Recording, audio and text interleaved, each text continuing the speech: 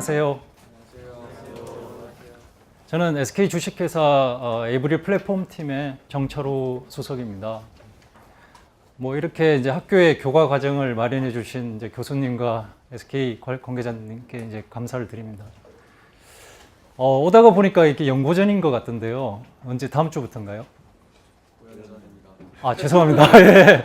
제가 사학의 쌍벽 출신이라서 너무 입에 익어가지고 죄송합니다. 예. 다음 주인가요? 아, 오늘부터요? 아, 그래서 지금 몇 분 빠지신 거죠? 예. 예, 아무튼 뭐 대학원생들이니까 뭐 크게 관심은 없으실 것 같아요. 예. 다들 저기 AI 전공하시는 분들이신가요? 이 중에 NLP 쪽으로 혹시 전공하시는 분 계신가요? 한번 손 한번 들어보죠. 아, NLP도 몇 분 계시네요. 예. NLP랑 굉장히 관련이 많은 부분입니다. 그러니까 저는 이제 그 에이브릴 플랫폼 팀이라는 조직에서 이제 플랫폼 이코시스템이라는 그런 파트를 맡고 있고요. 뭐 그게 뭐냐 하면 이제 에이브릴 플랫폼을 가지고 이제 파트너들을 발굴하고 파트너들이 이제 솔루션을 잘 개발할 수 있도록 이네이블 시켜주는 뭐 그런 역할을 하고요.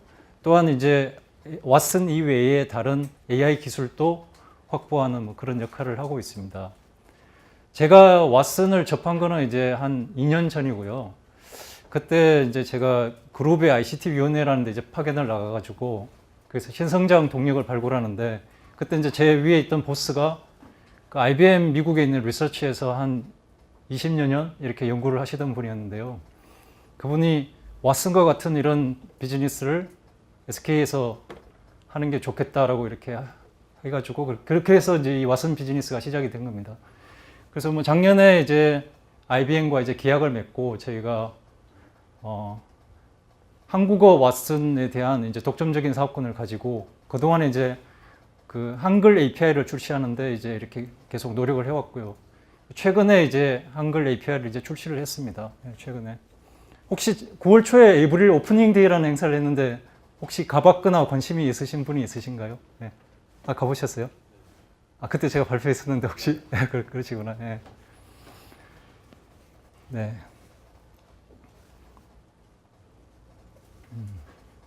네, 그래서 오늘은 이제 뭐 여러분들 교재를 다 보셨겠지만 일단 왓슨의 핵심인 커그니티브 컴퓨팅에 대한 개념을 소개해 드릴 거고요. 여기서 이제 왓슨의 어떤 특징과 강점에 대해서 이제 설명을 드릴 겁니다. 그리고 에이브릴에 대해서 이제 소개를 드릴 텐데요. 에이브릴과 왓슨은 뭐 여러분들 좀 혼동되실 수도 있는데 에이브릴과 왓슨은 같은 건가요? 다른 건가요? 다르죠, 그죠? 예, 근데 대부분 한 80%는 이제 같다고 보시면 될 것 같고요. 이제 저희가 이제 차별적인 부분은 계속 갖춰 나갈 그럴 예정이고요. 그 다음에 에이브릴 플랫폼에 대한 전반적인 것과 그 다음에 API, 8개 API에 대해서 소개를 드리고요. 그 다음에 8개 API 뿐만 아니라 조금 더 중요한 API나 왓슨 프로덕트에 대해서 소개를 해 드릴 겁니다. 그 다음에 여러분들 이제 프로젝트 하실 텐데, 이제 어떤 뭐 이렇게 아이디어들 다 생각하고 계실 텐데, 그럼 산업에서는 어떻게 사용하고 있는지 그 유스 케이스를 이제 설명을 드리고요. 그 다음에 에이브릴 솔루션을 이제 개발을 하고 있는데, 한 2가지 정도 이렇게 소개를 해 드리겠습니다. 그 수업 진행 방식은 한 50분 하고 10분 쉬고 이렇게 하면 되나요? 예, 그렇게 하겠습니다. 먼저 여러분들 왓슨의 뭐 강점이 뭐고 뭐 정의가 뭐고 이런 게 좀 궁금하실 텐데요. 일단 저는 왓슨은 지식 노동자의 일하는 방식을 혁신할 수 있는 플랫폼이다. 저는 이렇게 정의를 하고 있습니다. 그래서 뭐 인간의 이제 일하는 방식을 보면 여러분들 이제 의사를 한번 생각해 보시죠. 의사를 생각해 보시면 처음에 이제 환자가 오면 이 환자의 뭐 증상들을 이렇게 살펴보고 자기 나름의 지식에 의해서 그걸 뭐 해석하고 그래서 이제 뭐 처방을 내리는 거죠. 디시전을 내리는 거죠. 뭐 이런 식의 일을 합니다. 자신이 이제 그 지식을 가지고 있기 때문에 그렇게 할 수 있고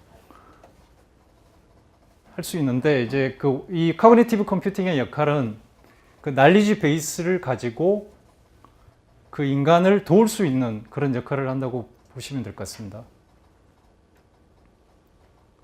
근데 카그니티브 컴퓨팅의 미래는 이 컴퓨터가 이제 독자적으로 이 인간과 같은 이런 관찰, 이해, 평가, 결정하는 프로세스를 할 수 있는 뭐 이게 이제 미래라고 볼 수 있는데 한 뭐 몇십 년이 걸릴지도 모르죠.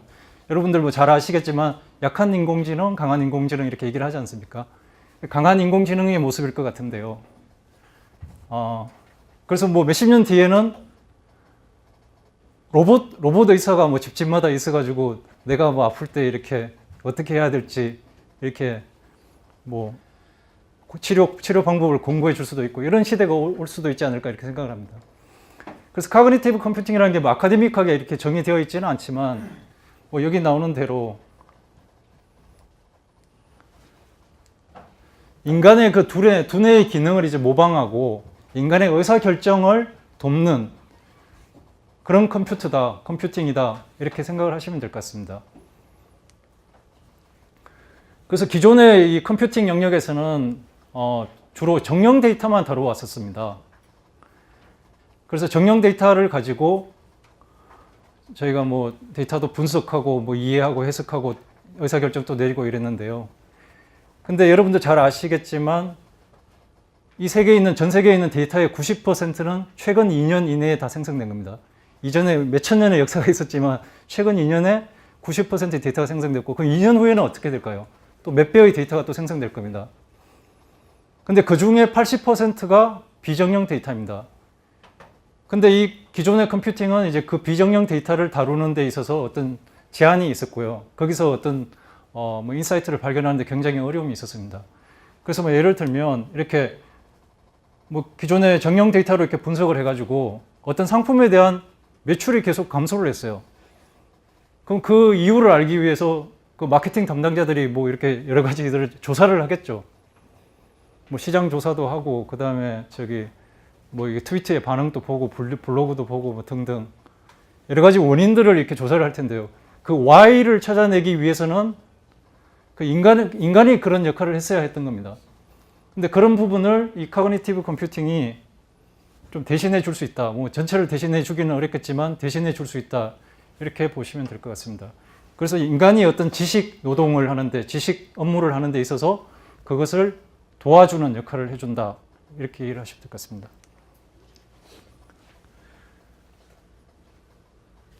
그래서 그게 이 카그니티브 컴퓨팅에 대해서 이제 도식화한 게 이 그림인데요.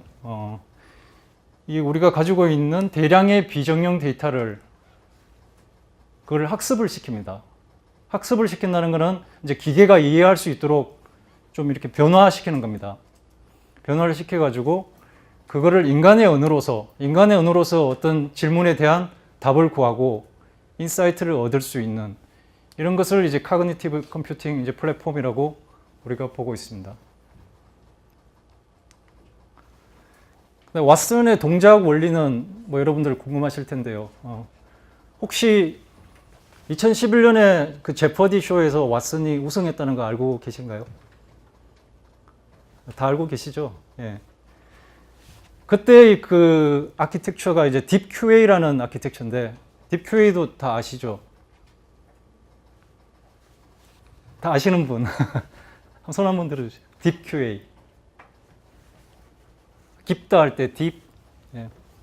딥 하고 그다음에 question answer 할 때 QA입니다. 딥 QA 아키텍처인데요.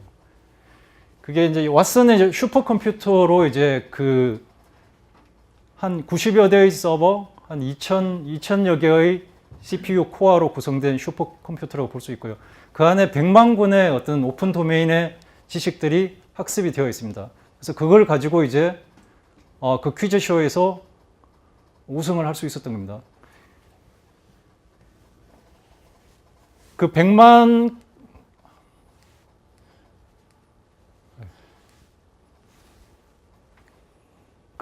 권에 해당되는 그런 지식을 이렇게 트레이닝을 시켜가지고 콜포스를 구축했습니다. 근데 무슨 말이냐면 이제 또 조금 어려울 수도 있는데 이제 유이마라는 걸 아시나요? 유이마, UIMA. NLP 하신 분은 아시죠? 유의마라는 거는 이제 컨텐츠를 분석할 수 있는 그런 어떤 아키텍처입니다. 아파치에서 제공하는 오픈소스 아키텍처고요. IBM에서 많이 도네이션을 했습니다. 그 유의마 아키텍처가 이제 여기 있어가지고 그 유의마 파이프라인이라고 하는데 그 컨텐츠를 이제 분석해가지고 이 날리지 베이스를 이제 구축을 하는 겁니다. 그래서 구축된 날리지 베이스를 가지고 인간이 어떤 뭐 질문을 했을 때 그 구문 분석을 하고 그다음에 여러분들이 뭐 질문에 대한 답을 구할 때 보통 키워드 서치를 많이 하죠. 그래서 키워드 서치를 하면서 어떤 가설들을 만듭니다. 가설들을 만들어서 잠재적인 어떤 답안을 만들고 그 답안을 또 검증하기 위해서 그 에비던스들을 찾는 것을 이제 코퍼스에서 이렇게 합니다. 그래서 그 답안들에 대해 가지고 뭐 수백 개의 머신러닝을 통해 가지고 머신러닝 알고리즘을 통해 가지고 그걸 스코어링을 하고 그 중에서 이제 선택을 하는 이런 과정을 거쳐서 이 답을 내는 것입니다. 예. 근데 이거는 이제 2011년에 그 딥QA 아키텍처 딥QA 아키텍처에서 이제 구현된 이런 그 동작이라고 볼 수가 있고요. 이게 현재 다 API로 다 상용화 되었느냐 하면 뭐 그건 아닙니다. 다 된 것은 아닙니다. 그래서 API에서 이런 기능이 제공되느냐 이렇게 물어보면 안 되는 것이 있을 수도 있습니다. 예. 그래서 뒤에 예를 보시면 그 왓슨에서 처리하는 NLP는 좀 심층적 NLP라고 하고 있습니다. 그래서 뭐 지금 상대적으로 비교해서 피상적 NLP, 쉘로우한 NLP는 그 단어의 어떤 빈도나 이 단어가 출현했냐 안 했냐, 그 키워드가 출현했냐 안 했냐 그것만 보는 것입니다. 그래서 여기서 예를 보면 find me pizza하고 do not find me pizza하고 서로 상반된 의미죠. 의미상으로는 상반된데 그 키워드상으로는 동일한 겁니다. 그래서 이 명령을 어떤 AI 엔진이 이 명령을 했을 때 그 피자 가게가 이제 똑같이 리스트되는 이런 결과가 나올 수 있고요. 근데 그 왓슨은 이제 심층적 자연어 처리라 그래가지고 그 어떤 전후의 그 컨텍스트나 그 다음에 어떤 시간적인 피처나 공간적인 피처 이런 것들을 다 찾아내는 겁니다. 그래서 여기서 예를 보면 이런 질문을 던졌죠. 1898년 포르투갈은 이 탐험가의 인도 도착 400주년을 기념했습니다. 이 탐험가는 누구일까요?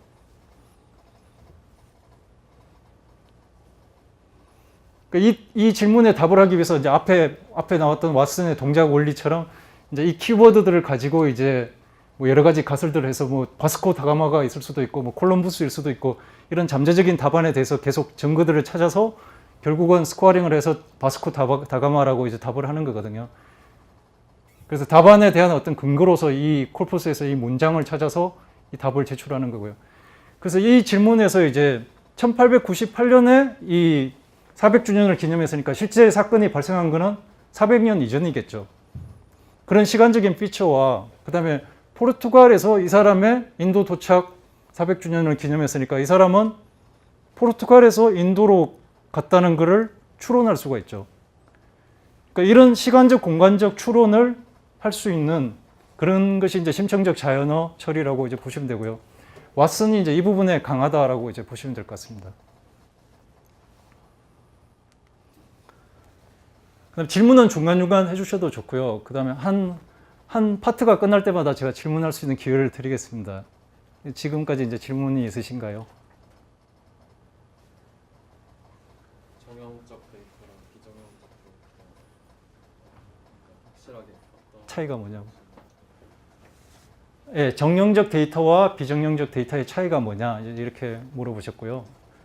정형적 데이터는 이제 우리가 흔히 다루는 뭐 릴레이셔널 데이터베이스 이런 것. 그다음에 사람의 어떤 특징을 얘기할 때 이 사람의 성별은 뭐고 나이는 뭐고 이런 어떤 프로퍼티들이 있지 않습니까? 그래서 그렇게 딱 테이블 형태로 표현될 수 있는 그런 데이터들이 정형적 데이터고요. 비정형 데이터는 이제 문서를 생각하시면 됩니다. 문서 안에 그러니까 A라는 사람은 정철호에 대해서 뭐 이렇게 쭉 기술을 했어요. 이 사람은 뭐 나이가 몇 살이고 뭐 그다음에 뭐 어떤 일을 하고 있고 이렇게 그 안에서 어떤 피처들을 찾아내는 게 비정형 데이터로부터 컨텍스트를 분석한다, 컨텐트 애널리틱스를 한다라고 이제 보시면 될 것 같습니다. 또 다른 질문이 있으실까요?